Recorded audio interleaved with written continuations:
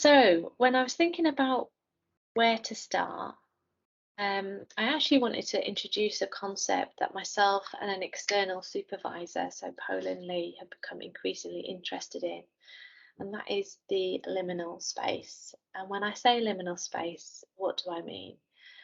I mean a place that is betwixt and between. So this has come about from the conversations that I've had with people since joining this service. And what I've noticed is that whilst each person's experience of cancer will be individual to them, on hearing these stories, I did seem to notice some threads that collectively tied experiences together as well. Um, and one of these threads was this sense that many people shared with me that on receiving their diagnosis, whilst physically they might have appeared located in the same place, might have appeared unchanged to those around them, certainly before engaging any treatment, that actually that news kind of signified almost a psychological transportation to a place that was other. And moreover, this felt like a forced relocation. So, not something that that person had chosen or had control over. So, the liminal space, this kind of psychological other place, might be also thought of as a place of limbo, of a place of uncertainty. It's considered anti structure. And what I mean by this is that all of our kind of normal routine, the things that we rely on, our beliefs, our ways of coping, can become pulled out from under us in this place. That our world can become turned upside down, and not just turned upside down, it can feel as if it's still spinning. And being in this place can also have us questioning as well. It can be a place where we might engage in a re examination of our life, considering the ways in which we relate to ourselves and our bodies, or the way we'd like to relate to them, thinking about our relationships with others, thinking about our priorities and where we put our time and energy, and also our hopes for the future. Um, so, this space is not a space that's unique to cancer. I think we can find ourselves entering it at other times in life, certainly where there's significant change, upheaval, or movement. But it also seemed to be one that seemed very present when I was thinking about the cancer experience, and from what I've heard from people who've come to talk with me. It's also something where we don't necessarily know how long we might occupy such a space. So we might find that we're in it, but then as we kind of come through treatment, it almost feels like this is a distant speck in our rearview mirror. And as we're kind of getting on with the task of rebuilding our lives, or it might feel that we are in it, we exit it, we exit it only to re-enter, maybe at a time when we're facing a new scan, a review, investigation, or further news. There might also be a sense that actually this is not something that we exit from. And having had a diagnosis of cancer, we're having to find ways to learn and manage, to kind of cope with and ride this almost persistent sense of uncertainty and limbo that we can carry with us. I think what's really important to note, though, is that this is not a bad place. It's simply one that can feel other, and one that I almost feel like can feel psychologically distinct. And as I mentioned right at the beginning, it's something that a person can experience, but that is often invisible to others.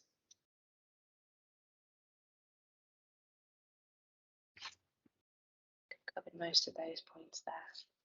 So, when we feel like we are in a place where things around us are spinning, a sense of uncertainty and limbo, and we're unsure how long that this may last, or even whether we can exit from it, what can we do? And I think what's important to know is that there are still ways that we can try to root and anchor ourselves. I think a really powerful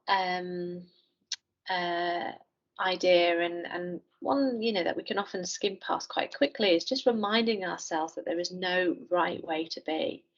We often put a lot of pressure to be or respond in a particular way, I frequently hear people talking about needing to be strong, needing to be positive, needing to be grateful.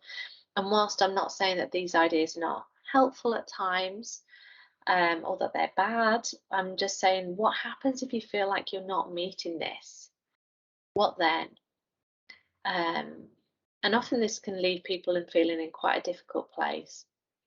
So rather, I'd encourage you, if you can, just to hold yourselves and your experience more kindly, and to hold some of these ideas, because that's what we're talking about. These are ideas, really, lightly and with compassion, recognizing that there's going to be days where this feels easier to deal with than others, and that's okay. I wanted to put kind of the third point in really as well, because I think this is really important. Don't forget what you know.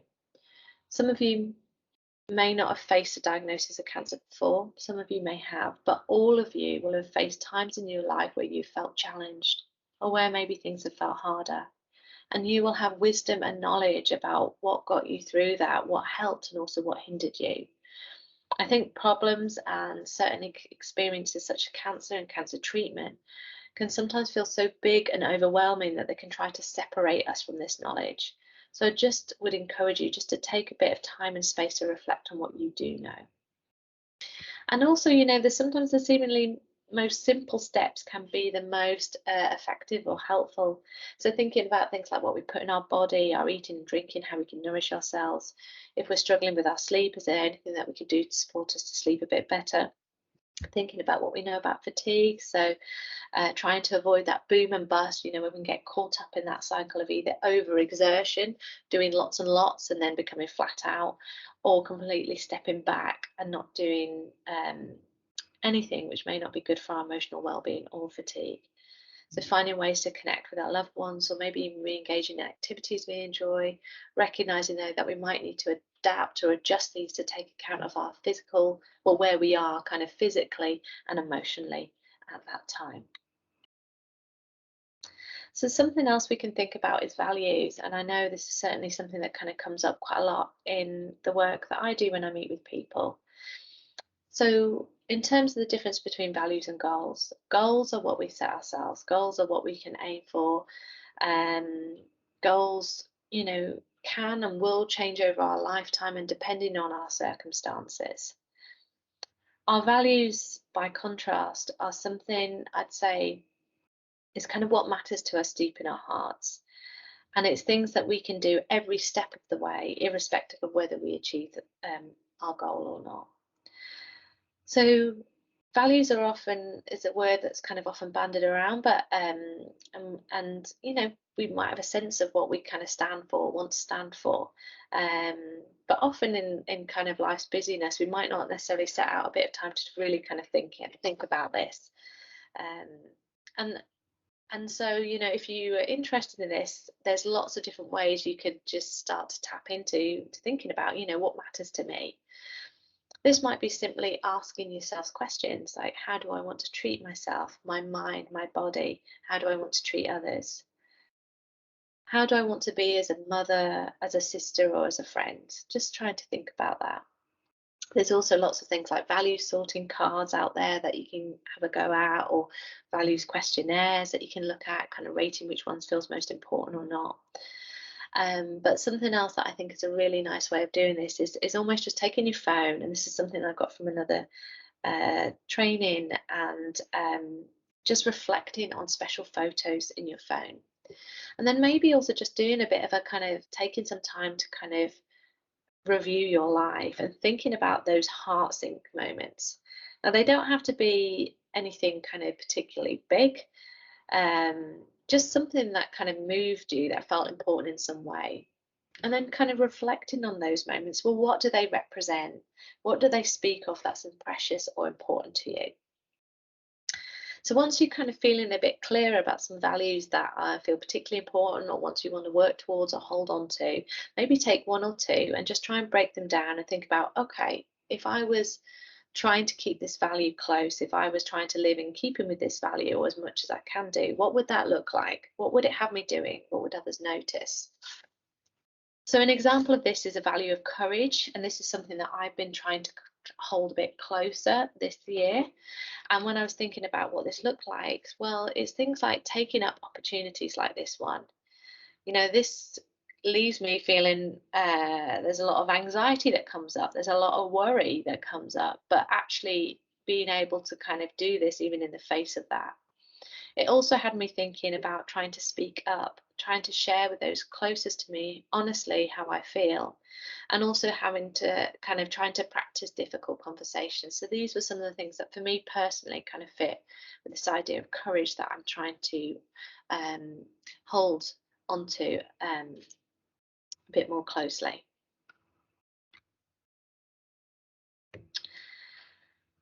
So I've added this in here because I feel like I think it's really important. As I've put at the top there, when it comes to our internal experiences, and when I say internal experiences, I'm talking about our thoughts and our feelings, we often think or expect that we control more than we do. Um, and this is how to describe it. So, when people come and see me, they often say to me, and I'd say certainly within that first session, they say, I want to feel better. I want to feel happy. I want to stop thinking or feeling this.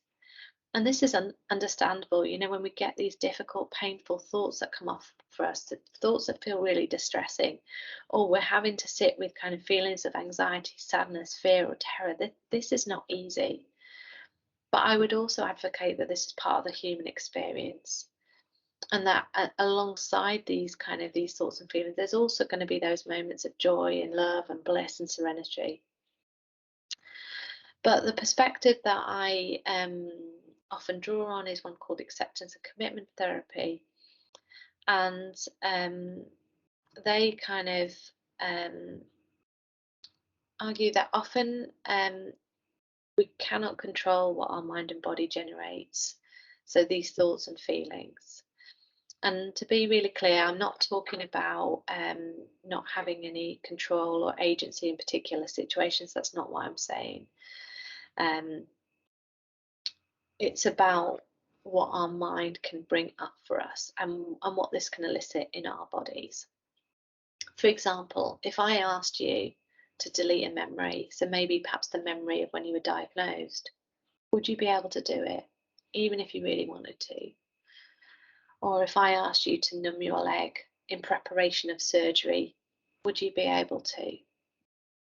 Or to fall in love with the next person that you see or meet, could you do it? So, from this acceptance and commitment theory perspective, or ACT in short, it argues that actually it's not thoughts and feelings that are the problem as such, but rather it's when we become caught up in efforts to suppress or get rid of something that we cannot. It can have us acting in ways that might take us away from the person we want to be or the life that we want to lead. For example, I met with a young woman who completed treatment for cancer, and she was struggling with fears of cancer reoccurrence. This thought, understandably, was incredibly distressing for her, and all she wanted to do was to get rid of this and suppress it. So she found herself stepping back from others. She found herself spending more time in her room, and actually mostly sleeping, because that's the only way she could get some respite. Yeah, there were still times, obviously, when she was awake, when she noticed a feeling in her body, and then she'd spend a lot of times Googling this on the internet. However, despite all of her efforts, despite her working so hard to try and get rid of this, these thoughts and feelings still remained. But what had changed is that her life had become smaller. So she was no longer connecting with the things that used to give her meaning. She was no longer walking the family dog. She was no longer seeing her friends, her niece and nephew. She was no longer painting or getting involved in photography. And she'd also was completely stepped back from work. So I suppose this is just a bit of an example about how sometimes getting tangled in our efforts to suppress and control this can take us away from actually the things that matter. And we can almost liken this to becoming caught up in a tug of war with our emotions and thoughts. So what can we do? Well, first off, just remembering that this is what our minds and bodies were built for. We survived as a species because of our ability to detect, anticipate, and respond to threat. Our minds are amazing. We can plan, we can problem solve, we can remember events in our life that gives us a sense of continuity or identity. However, also with these skills, it means that we can fast forward in life. We can fill in the gaps. We can take information from others that haven't even affected us and apply that to ourselves. We can also get caught in terms of turning over and over what's happened before or what's happened to others and trying to kind of go through and work through that. So simply recognizing this is really important. Diagnosis of cancer is certainly seen as a threat to the mind and body, and it will elicit reactions and feelings for us. So one of the things that we talk about is, rather than trying to fight and push this away, what about finding ways to let go of the rope? So noticing when we're getting caught up in holding that rope, and then finding ways to simply see if we can just let go and take a step back. There's different things. So one is about acknowledging and making room for what we are thinking and feeling. So it might be an example of maybe noticing what's going on in your body, and rather than trying to get rid, just using things like imagery, noticing where it is, the shape, the color, and using breath to almost imagine as you're breathing in, breathing out around it, loosening, opening, and softening up around that feeling. Other things might be just finding ways to just give us a little bit of separation between us and our mind. So our thoughts might represent what's happening around us, but it also might not be. Not getting caught up in the reality of it, but almost thinking about, when I get really caught with a particular thought, story, what does it have that me doing? Is this working for me? Is this serving me? And part of that process might be noticing and naming when your mind's getting caught up. Maybe it's things like just thanking your mind, because your mind is, it's trying to protect us, but sometimes doing it in unhelpful ways. It might be like, thank you for mind for reminding me of this, but it's okay, I've got it covered. It also might be simple things like inserting I'm having a thought there. And what I mean by this is, say for today, I was like, oh, I'm going to say this all wrong or do this all wrong. So that's a thought. I'm going to do this wrong. And that's one that I could hold closely. But inserting the words, I'm having a thought that I can do this wrong, or my mind is having a thought that I can do this wrong, just gives me a degree of separation, and me noticing that even with this thought, even with that, and even with the feelings it elicits, I'm still here and doing this. I can still use my mouth, I can still move my arms and my legs.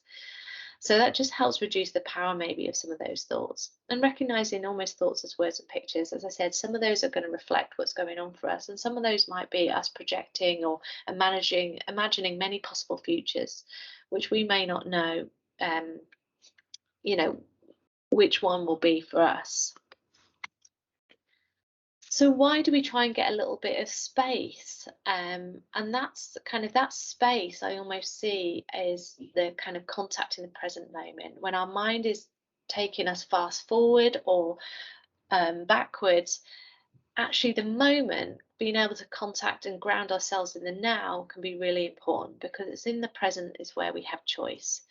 And in the present, we can then decide, actually, do I want to continue thinking about this? Actually, if I was to continue puzzling through this situation, would this be important for me? Would this give me peace? Would it help me reach a certain solution? Or do I need to work through it so I can decide what actions I need to take? Well, that's really important. Okay, yes, I'm going to continue.